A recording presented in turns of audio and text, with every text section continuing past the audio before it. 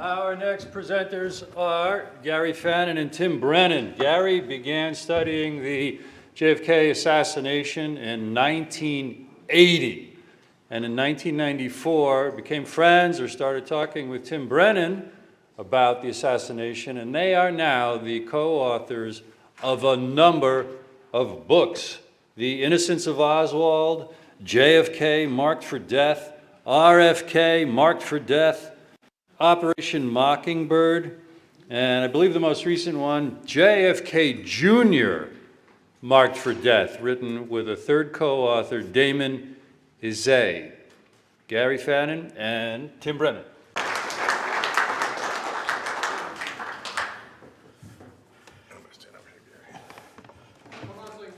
All right. While you're getting set up, I just want to say, I flew in last night from Hilton Head Island after an extended golfing trip. Believing when I set my itinerary up, I had a day back in Dallas. So you're going to see stuff like this for the next 4 days. And just wanted to let you know that. I'm sure my travel agent screwed it up, not me. And I look like this because I'm retired and live in Florida and don't give a shit.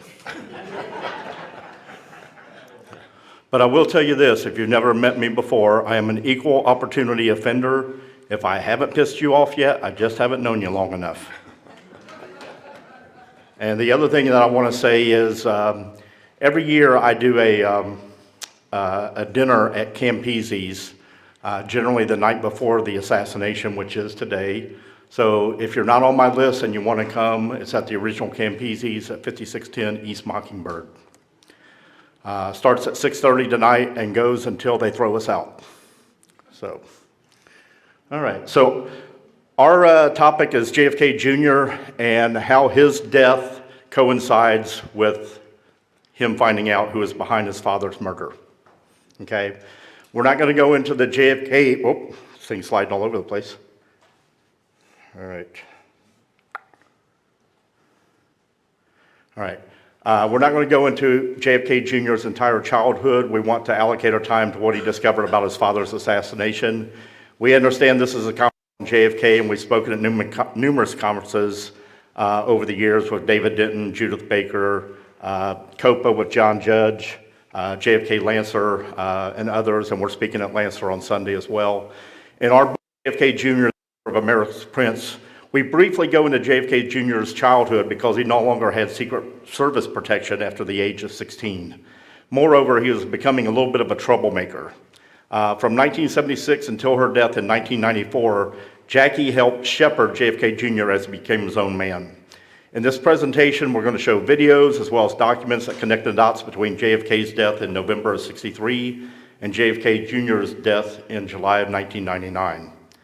Beyond doubt, JFK Jr. did not die in a plane crash caused by spatial disorientation. Basically, everything the media told us was bullshit. Okay, and I've got the proof. He was murdered because he had finally discovered behind his father's assassination, and he was about to reveal who the participants were and was making plans to resurrect Camelot at 1600 Pennsylvania Avenue. The following video I'm about to show is from John Perry Barlow, who would become JFK Jr.'s mentor and one of his best friends.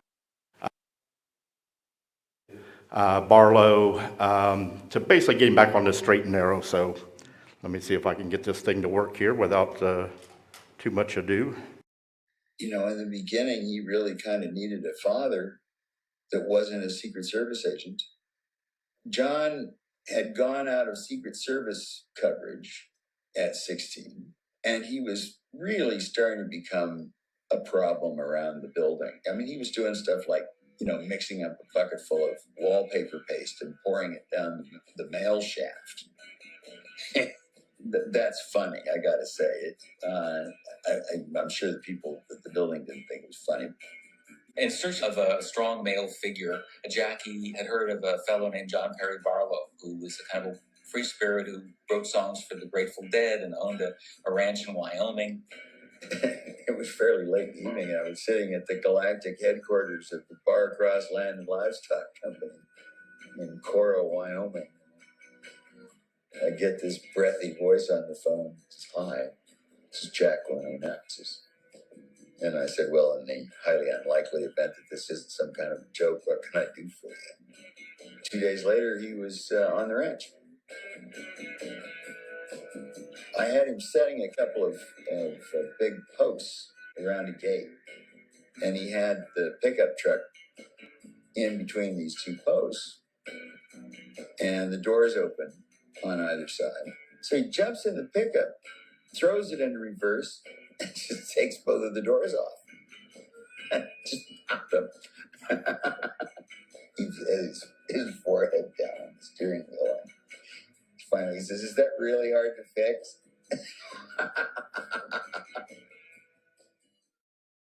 Right, Tim. So ultimately, John enrolled in Brown University. He chose Brown because of their lower academic standards, and they were lower than most Ivy League schools, where he could have gone.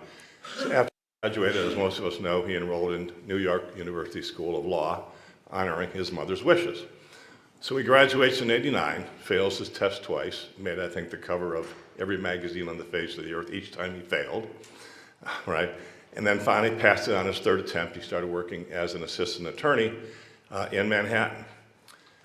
In December 1993, Jacqueline died. She was diagnosed with non-Hodgkin's lymphoma, began chemotherapy in '94, but the disease had spread everywhere, spinal cord, liver, brain, and she passed away on March 19th, 1994. May 19th, sorry. John was the family patriarch, right? He announced his mother's passing the following morning and said, "Last night around 10:15, my mother passed on, surrounded by her friends, her family, and her books, the people and the things that she loved." He added, "She did it in her very own way, on her own terms, and we all feel lucky for that, and now she's in God's hands." And reflecting on his life after his mother's death, John said this was the day he decided, instead of being a great man, he just wanted to be a good man.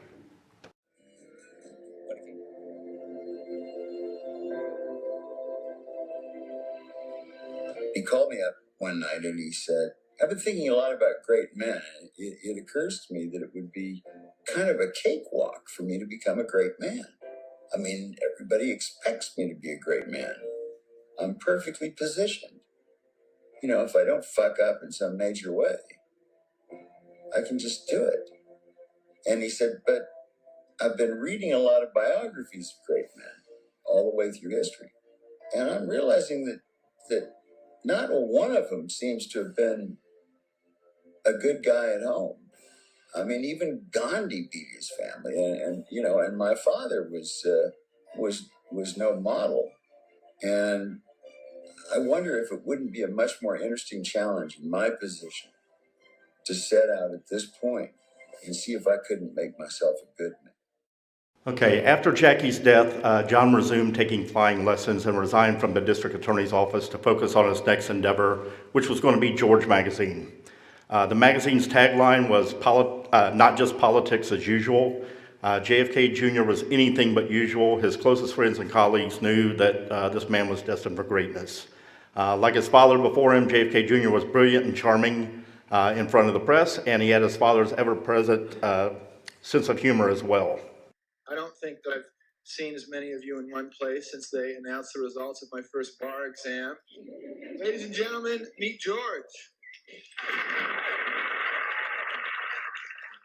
Like his father before him, John Jr. was excellent in front of the press. Here, he describes how he believes his mother would feel about the magazine and uses that great Kennedy humor to address the media.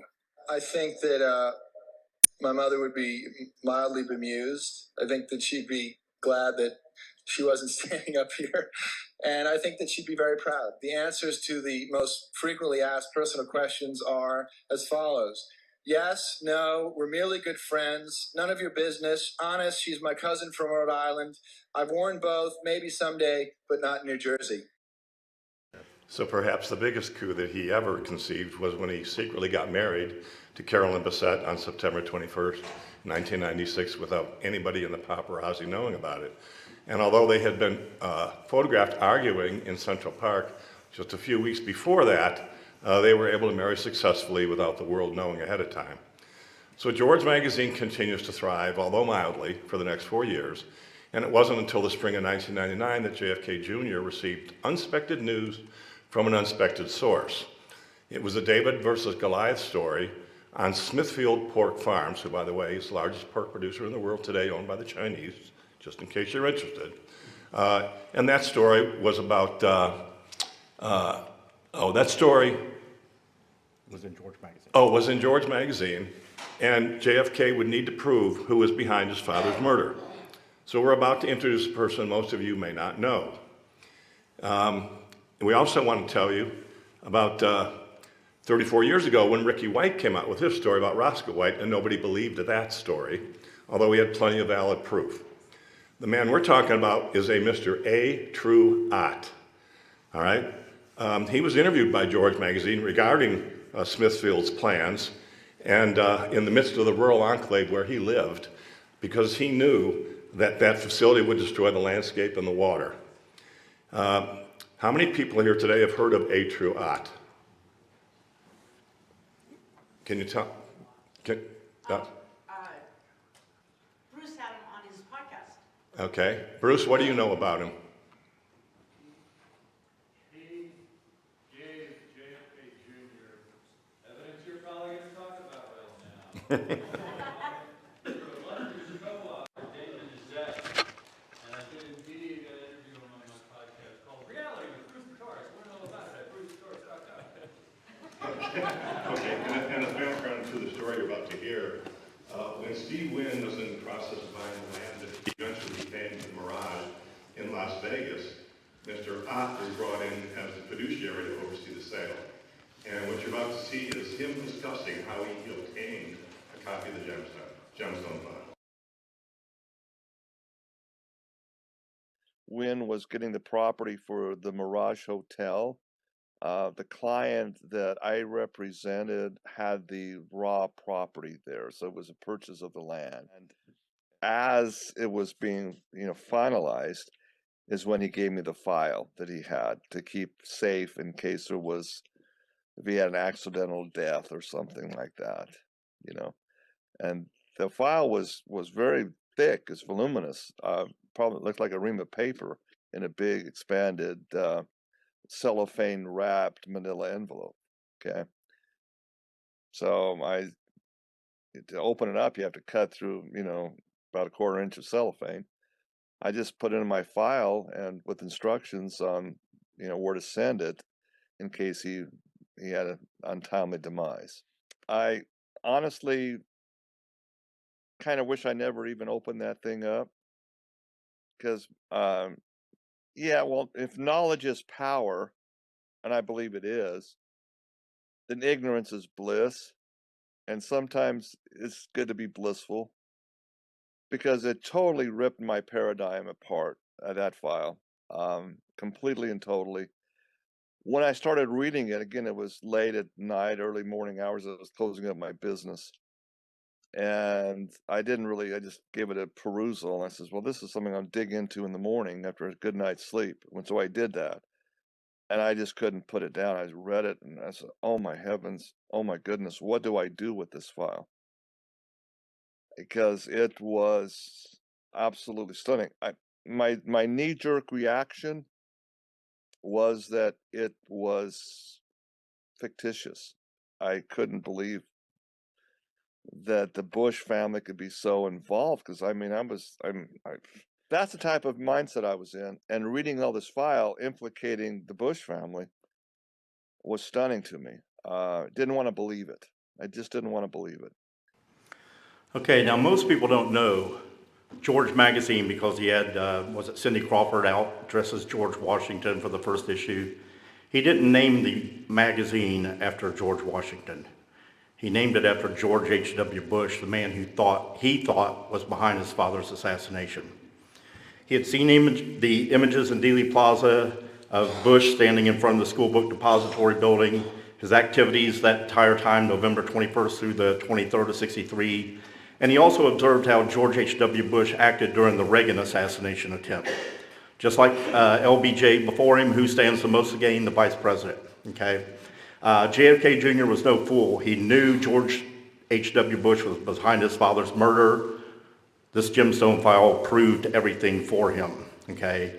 This gemstone file had information on George H.W. Bush, Zapata Oil Manufacturing, the Mafia, the CIA. He knew that George H.W. Bush was behind his father's murder on orders from Lyndon Johnson and the CIA military-industrial complex. He felt like they employed the Mafia to execute the 35th President of the United States since he reflected his views on worldwide peace and intended to put an end to the Vietnam War. The entire assassination was predicated on making money and preserving livelihoods of the elite wealthy. JFK had plans to eliminate the Federal Reserve and have money backed by silver certificates. LBJ already knew he was being dropped from the 64 ticket, was facing prison time for his involvement with Billy Saul Estes and Bobby Baker. And as Chris Milligan's presentation earlier about, you can look up on oldlifemagazines.com. But LBJ coerced the CIA military-industrial complex to eliminate JFK so that he could become president and have his friend and neighbor J. Edgar Hoover cover up the crime of the 20th century. The Warren Commission, I've got all 26 volumes. It's unadulterated fiction. It should be on the shelves with Gulliver's Travels, Huckleberry Finn, Tom Sawyer. This is why John Jr. named his magazine George, not for George Washington, but for George H.W. Bush. Here, True Ott discusses his meeting with an editor from George and how he turned over the gemstone file, which this gentleman immediately took to Martha's Vineyard, where JFK Jr. was staying at his mother's house.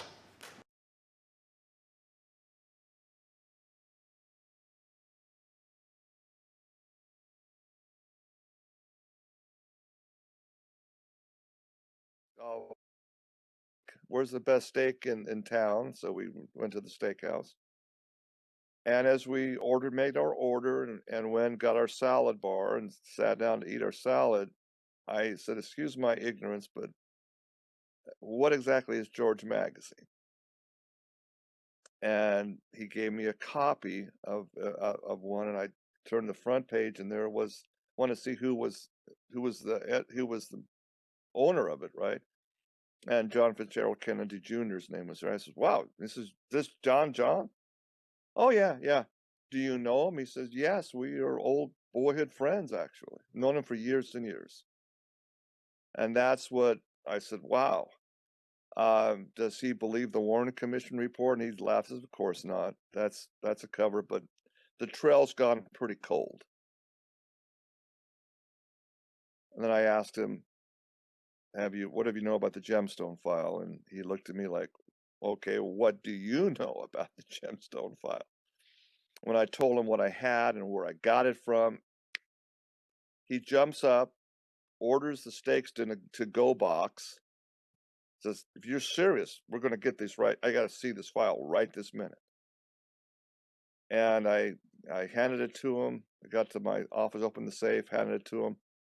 I says, "Here it is. I'm glad it's in the right hands.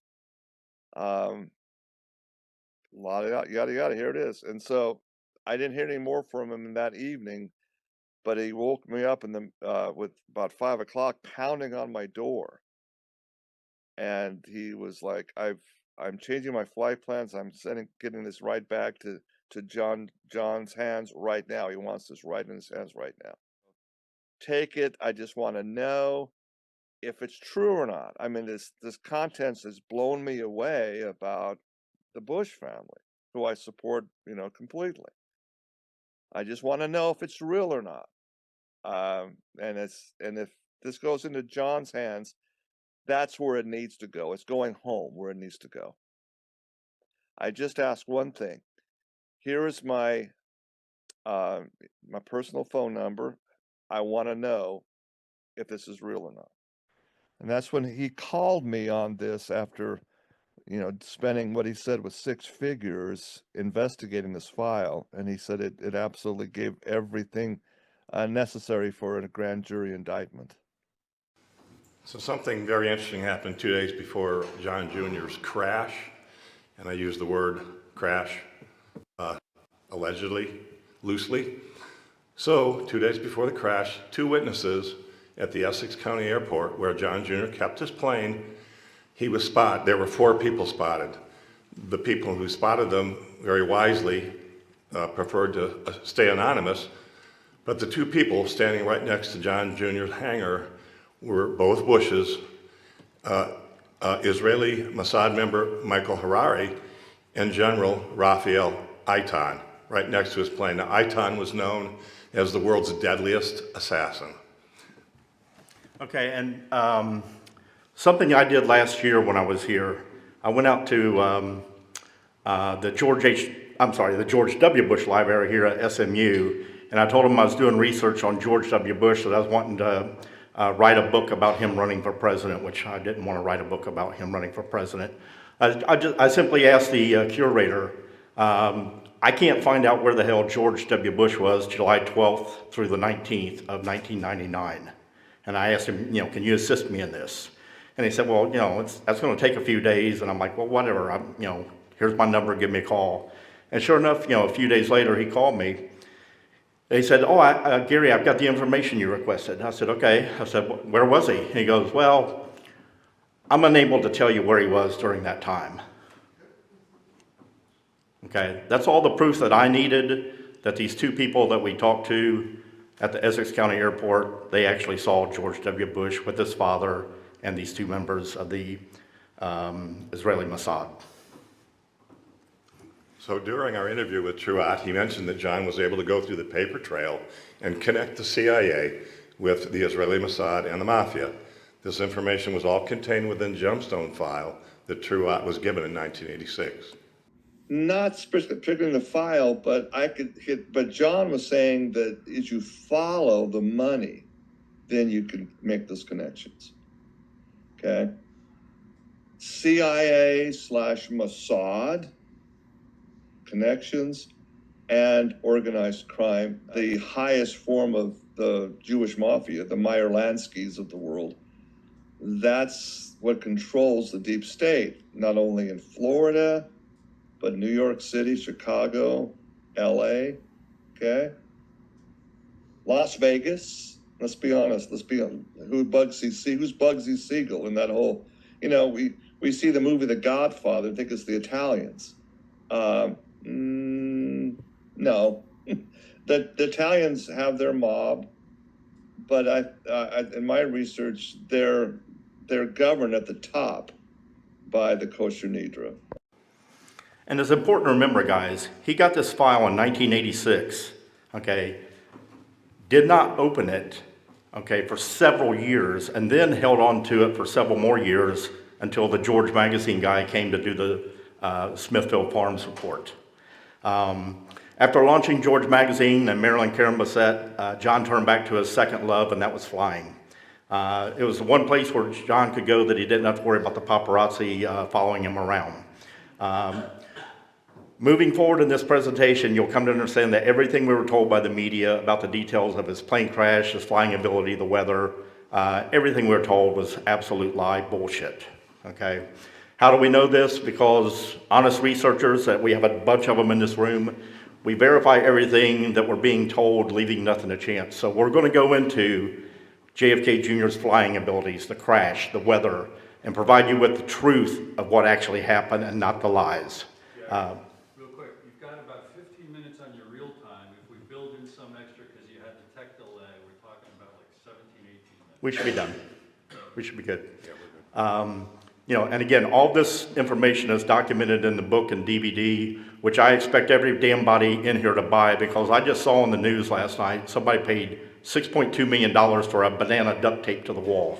If you got that kind of money, $25 is nothing, okay?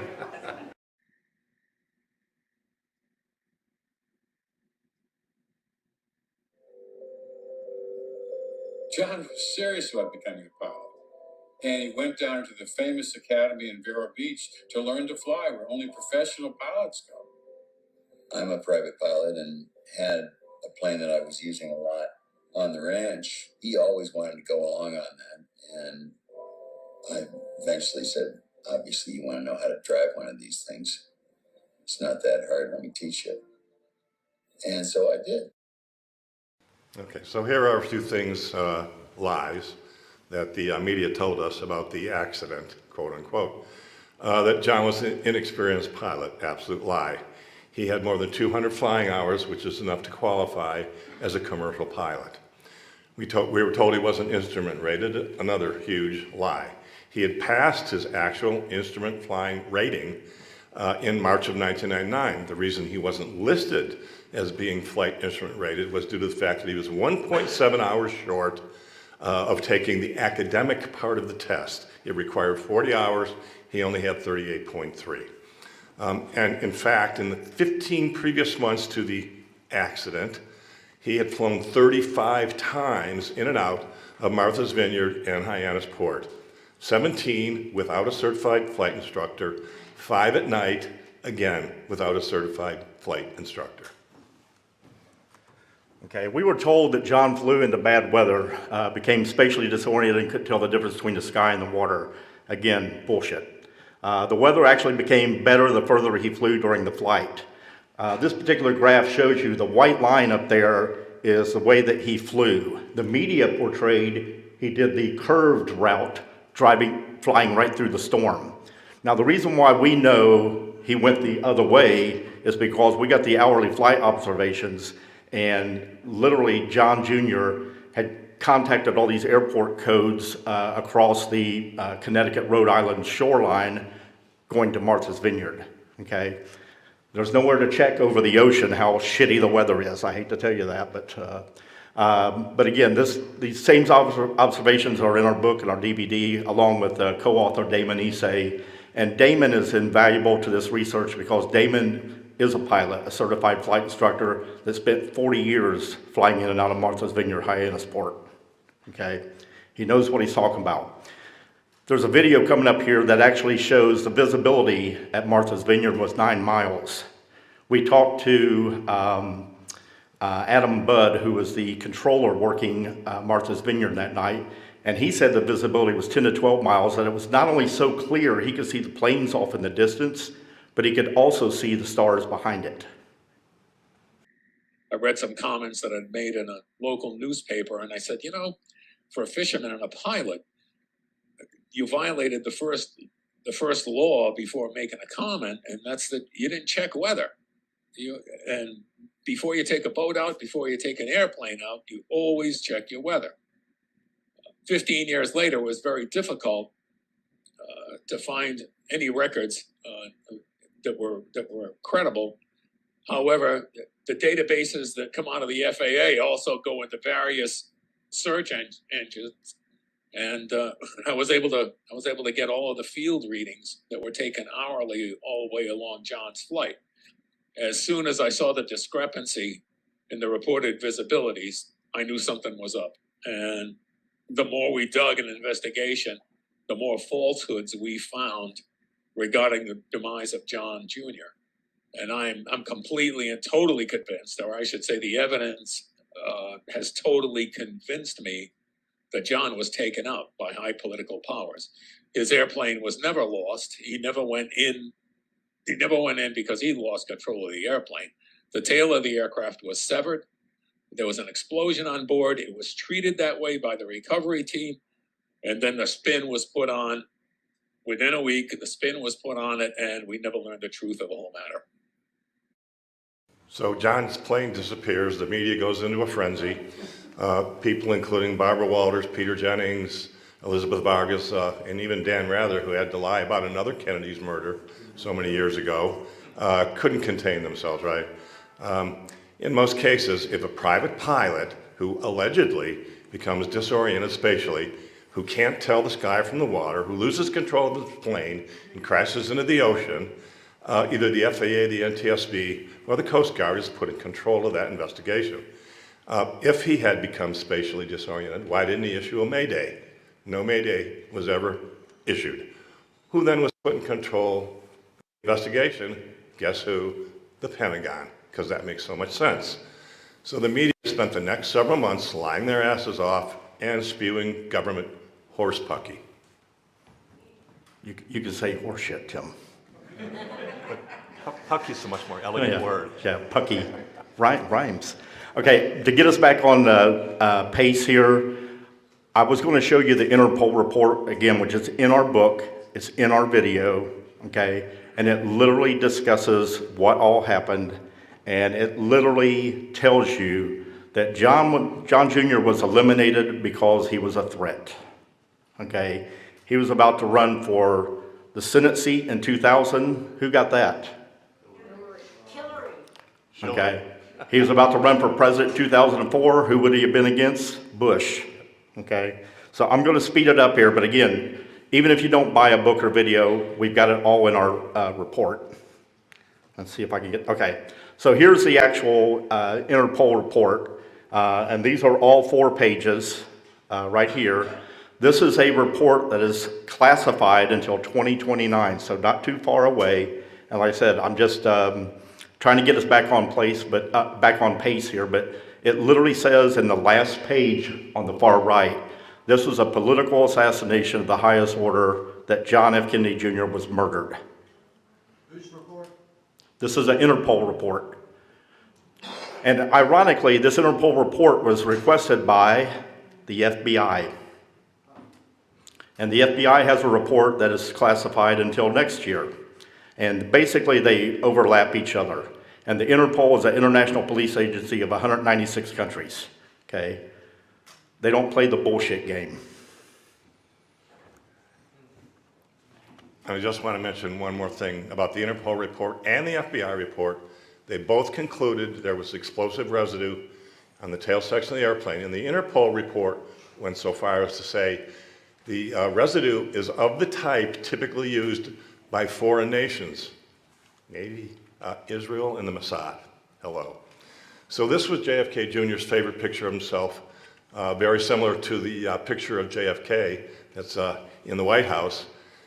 We believe that he and his family were taken up by powerful elements, the same powerful elements of the U.S. government, because he was a threat to worldwide peace. Like his dad before him, he was dedicated to finishing his father's. I think David, when he began his remarks, said until we figure out what happened there, we'll never get back to the way we were. Personally, I think November 22nd, 1963 was the worst day in American history. At John's funeral, his uncle Teddy said he had everything but the gift of years. So thank you so much.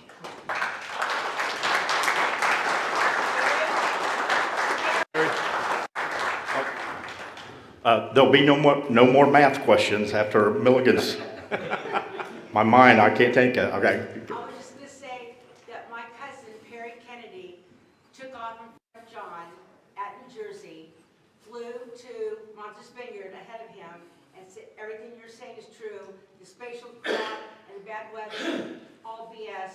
He flew, landed, and John was supposed to land right behind him, and he was also dropping off a friend and taking off and going to Hyannisport. Exactly. So And, it was all crap. and that radar image that I showed you was from 9:40 p.m. the day of his crash.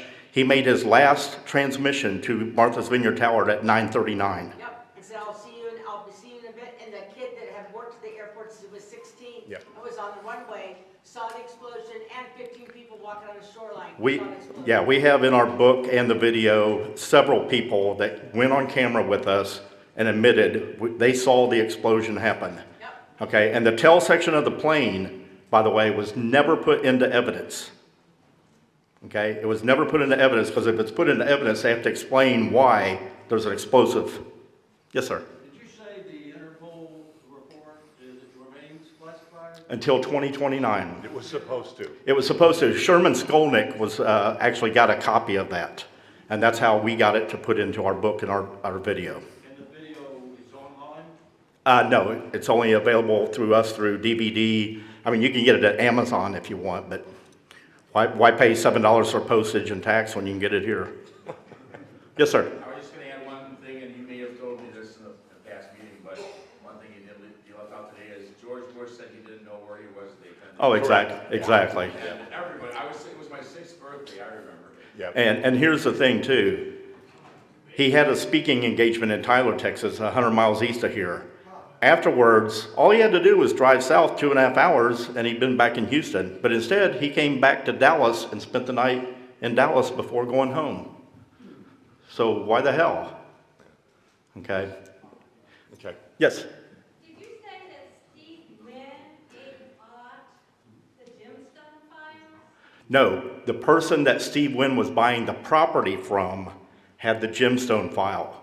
Okay, and he was worried that he would, after selling this property, he gave this file to True Ott and said, hey, if I die of a mysterious heart attack, car crash, suicide, send this to this address in Beverly Hills on Wilshire Boulevard. I haven't been able to verify it, but I'm 99% sure that that file was supposed to go to William Turner, former FBI agent that had a lot of words about the Kennedy assassination. I can't verify that. Yes, sir. Expand on that. My question was, where is the gemstone file? True gave it to John F. Kennedy Jr. And also sent a copy to his attorney in Washington, D.C. The attorney has since died. I'm in talks with his, one of the people that works in the office about getting a copy of it. And it's one of those things that if you get a copy of it, you better keep your damn mouth shut. You better make a bunch of copies. No. But here's the thing, okay? Even if I had the proof and went to the media with it, they wouldn't believe it. Okay? They'd say it's bullshit. Right here, then I'll get you. Just real quick, it's probably an hour discussion, so just in a nutshell, so what do you think happened, an explosion? Yeah, they basically, the plane did all kinds of funny maneuvers before it exploded. And basically, John F. Kennedy Jr. reset the autopilot switch.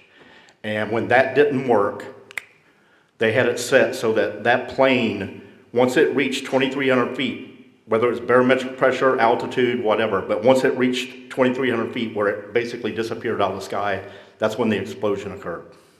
Yes, sir. Is that the same gemstone file that Abe Russell was talking about? Correct. In the 70s, 80s? Yep, correct. Any other questions? That's about time. Any other jokes? Oh, all right. What is on your video that on the Quite a bit of more things like Yeah, I mean, eyewitness. Tim and I make the documentary films for people that are too lazy to read.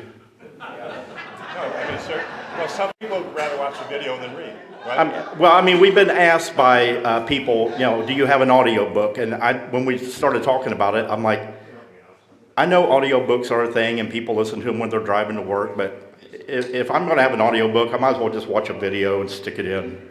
If you don't have a DVD player, we have it available on flash drives. You can just plug it in your computer or your TV, whatever. Go from there. Thank you, Gary. Thanks, guys.